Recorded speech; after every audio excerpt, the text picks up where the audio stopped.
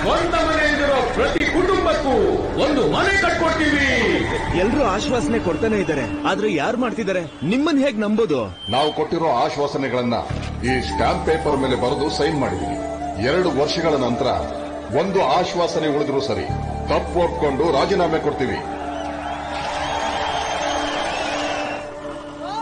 ದುಡ್ಡು ತಗೊಂಡು ಓಟ್ ಹಾಕೋದು ತಪ್ಪು. ನಾವು ದುಡ್ಡಿನ ಹಿಂದೆ ಹೋದ್ರೆ ಗವರ್ನಮೆಂಟ್ ಕೂಡ ಹಾಗೆ ಹೋಗುತ್ತೆ. ಅಯ್ಯ, ಈ ರಾಜಕೀಯ ನಾಯಕರು ಗೆದ್ರು ನಮ್ಗೇನು ಒಳ್ಳೇದ್ ಮಾಡಲ್ಲ.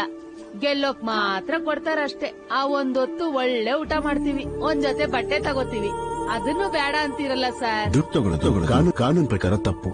ನಿಮ್ಮೆಲ್ಲರನ್ನ ಅರೆಸ್ಟ್ ಮಾಡ್ಬೇಕಾಗುತ್ತೆ. ಹಂಗ ಅರೆಸ್ಟ್ ಮಾಡ್ಬೇಕು ಅಂದ್ರೆ ಇಡೀ ಊರನ್ನೇ ಅರೆಸ್ಟ್ ಮಾಡ್ಬೇಕು. ಮಾಡ್ಬಿಡ್ತೀರೇನು? ಸರ್, ನೀವ್ ಎಷ್ಟ್ ಹೇಳಿದ್ರು ಇವ್ರು ಖಂಡಿತವಾಗ್ಲೂ ತಗೋತಾರ ಸರ್. ಅದು ಇವ್ರ ತಪ್ಪಲ್ಲ, ಇವ್ರನ್ನ ಹೀಗೆ ಬಡವರಾಗಿ ಉಳಿಸಿರೋ ರಾಜಕೀಯ ನಾಯಕರದು.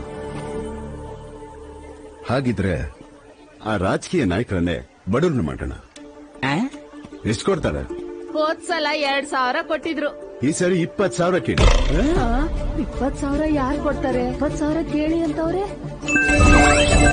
ಆದ್ರೂ ಅಷ್ಟ್ ಯಾಕೆ ಕೊಡ್ತಾರ ಸರ್? ಈ 2,000 ಯಾಕೆ ಕೊಡ್ತಾ ಇದ್ದಾನೆ? ಅವನ್ ನಿಮ್ಮ ಮೇಲೆ ಬಂಡವಾಳ ಹಾಕ್ತಾ ಇದ್ದಾನೆ.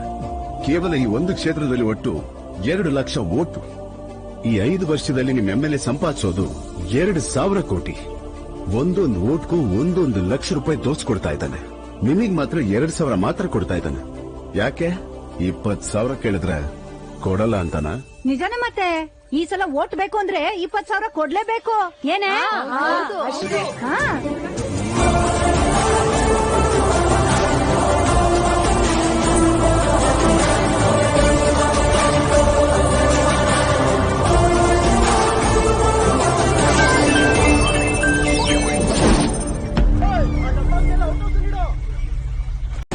ಈ ಸಲ ಓಟ್ ಬೇಕು ಅಂದ್ರೆ 20,000 ಕೊಡ್ಲೇಬೇಕು.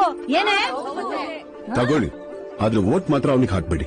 20,000 ಇಸ್ಕೊಂಡು ಮನಸ್ಸಾಕ್ಷಿನೇ ಇಲ್ದೇ ಇರೋರಂಗೆ ಹೆಂಗ್ ಸರ್ ಓಟ್ ಹಾಕ್ದೇ ಇರಕ್ಕಾಯ್ತದೆ? ಹಾಕ್ತೀರಾ? ಅವನ್ ಮಾತ್ರ ಏನ್ ಮಾಡ್ತಾನೆ? ಈಗ 60 ರೂಪಾಯಿಗೆ ಬರೋ ಲೀಟರ್ ಹಾಲ್ನ ನಾಳೆ 160 ರೂಪಾಯಿ ಮಾಡ್ತಾನೆ. 1 ರೂಪಾಯಿ ಕೊಡ್ತಿರೋ ರೇಷನ್ ಅಕ್ಕಿನ 100 ರೂಪಾಯಿಗೆ ಏರಿಸ್ತಾನೆ. ಕಳ್ಳನ್ ನೋಡಿದ್ರೆ ನಾಯಿಗಳೇ ಕಂಡು ಹಿಡಿತವೆ. ನಾವು ಮನುಷ್ಯರು ಕಂಡು ಹಿಡಿಯಲ್ವಾ?